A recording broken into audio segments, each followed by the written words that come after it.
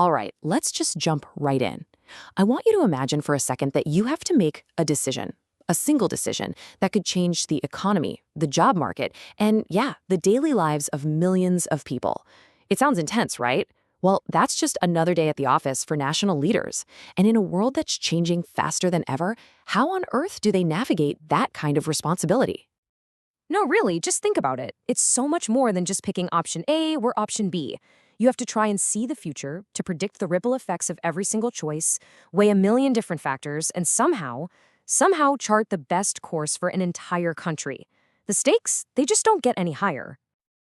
For a lot of governments, especially in the Arab region, this isn't some abstract thought experiment. It's a very real, very high-stakes balancing act that they have to perform every single day, with immense pressure coming from all sides. And these challenges, they often mash together to create a kind of perfect storm. First up, you've got fiscal constraints. That's just a fancy way of saying budgets are incredibly tight, and every single dollar has to be accounted for. Then, there's the constant pressure to be competitive on the world stage.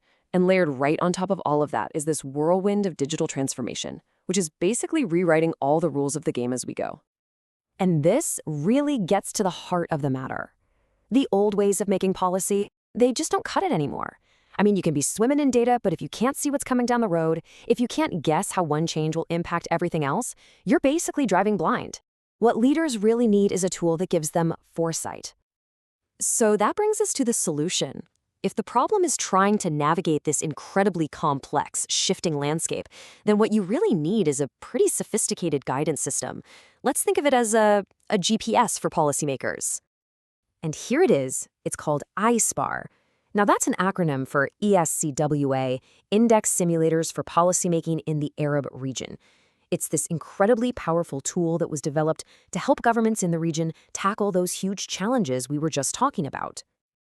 I absolutely love this analogy because it just fits perfectly, right? Your car's GPS shows you the best route. It warns you about traffic jams up ahead, and it tells you when you'll get there. Well, ISPAR does something very similar for economic policy. It helps leaders see the possible results of their decisions, spot potential economic traffic jams, and map out the quickest, most efficient path to reaching their goals. And here's the real magic of it. It takes these huge, complicated international rankings, things like competitiveness or financial inclusion indices that can feel really abstract, and it translates them. It turns all that dense data into clear, practical advice that a government minister can actually use to make a smarter decision tomorrow. So, what's actually inside this GPS? Let's pop the hood for a second and see what makes ISPAR tick. Because it's not just one thing. It's actually a whole suite of tools working together.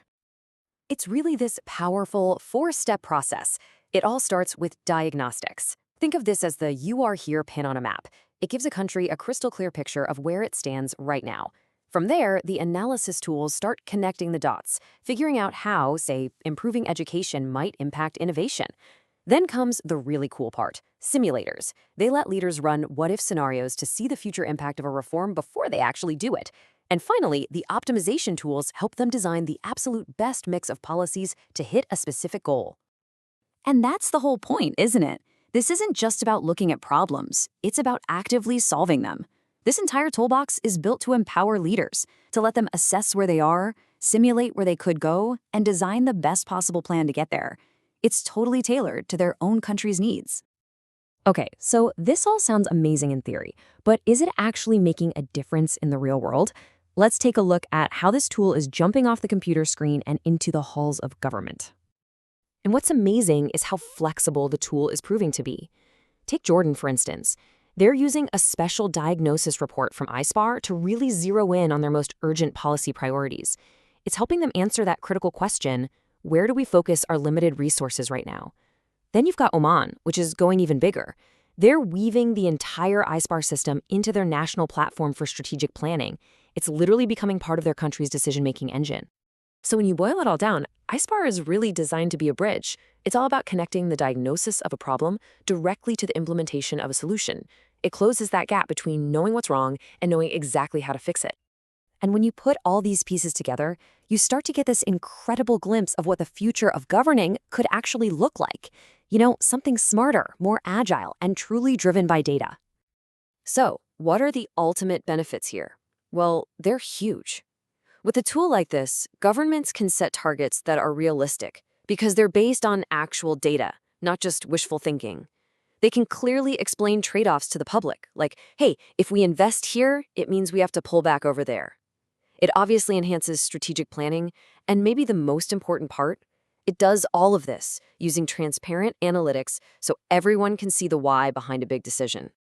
And this isn't some standalone program operating in a vacuum. It's plugged right into the massive data ecosystem of ESCWA, which is the UN Economic and Social Commission for Western Asia. That connection gives it this rock-solid, credible foundation for all of its analysis and simulations. Which kind of leaves us with one final big question to chew on. We've seen how this digital GPS is helping countries navigate their future. But just imagine this approach on a global scale.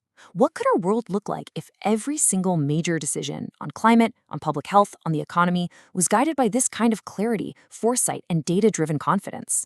Pretty incredible to think about.